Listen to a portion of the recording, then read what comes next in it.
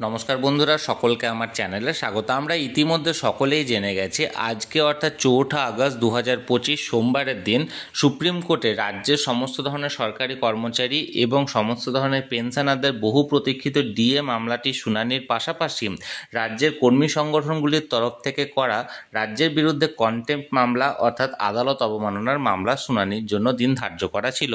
আজকের শুনানিতে কি হলো, মাননীয় বিচারপতিদ্বয় এই ডিএ মামলা এবং কন্টেম্প্ট মামলা সম্পর্কিত কি বললেন, বা রাজ্যের যে সমস্ত আইনজীবীরা ছিলেন বা যে সমস্ত কর্মী সংগঠনগুলির আইনজীবীরা ছিলেন তারা কি সওয়াল জবাব করলেন, অর্থাৎ এক কথায় আজকে হিয়ারিংয়ে সুপ্রিম কোর্টে কি হলো, সকল কিছু আজকের ভিডিওতে বিস্তারিতভাবে আলোচনা করব।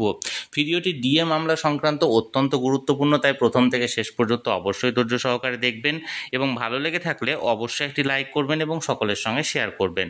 আর সেই সাথে এই চ্যানেলে যদি প্রথমবার হয়ে থাকেন এই রকমের ইনফরমেটিভ ভিডিও আরও দেখার জন্য যারা এখনও পর্যন্ত এই চ্যানেলটিকে সাবস্ক্রাইব করেননি তারা অবশ্যই চ্যানেলটিকে সাবস্ক্রাইব করে নিতে ভুলবেন না।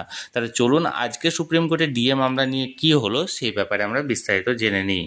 আজকে মূল ডিএ মামলা এবং এর পাশাপাশি বিভিন্ন কর্মী সংগঠনগুলির তরফ থেকে রাজ্যের বিরুদ্ধে করা কন্টেম্প্ট মামলা, এই দুটি মামলায় একসাথে মাননীয় দুই বিচারপতি সঞ্জয় কারোল মহাশয় এবং মাননীয় বিচারপতি প্রশান্ত কুমার মিশ্র মহাশয়ের এজলাসে ক্লজ নাম্বার 13-তে ওঠার কথা ছিল এবং এই দুটি মামলায় আজকে টপ অফ দ্য লিস্টে অর্থাৎ প্রথম দিকে ওঠানোরই নির্দেশ ছিল এবং যথারীতি নির্দিষ্ট সময়ে এই মামলা দুটি হিয়ারিংয়ের জন্য সুপ্রিম কোর্টে ওঠে এবং এই মামলা সম্পর্কিত সুপ্রিম কোর্টের বিচারপতিদ্বয় কি বললেন চলুন আমরা বিস্তারিত জেনে নিই।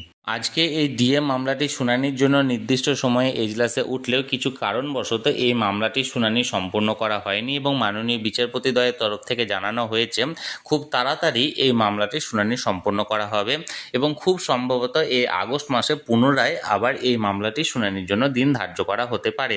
এখন আমি সবসময় চোখ রেখেছি, যে কোনো আপডেট আসা মাত্র সেটা তৎক্ষণাৎ আপনাদেরকে সেটা ভিডিওর মাধ্যমে জানিয়ে দেওয়া হবে।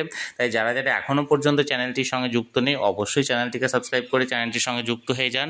আর আজকের এই ভিডিওটি ভালো লেগে থাকলে অবশ্যই একটি লাইক করুন এবং সকলের সঙ্গে শেয়ার করুন আর অবশ্যই চ্যানেলটিকে সাবস্ক্রাইব করে রাখুন। ধন্যবাদ, দেখা হচ্ছে পরের ভিডিওতে।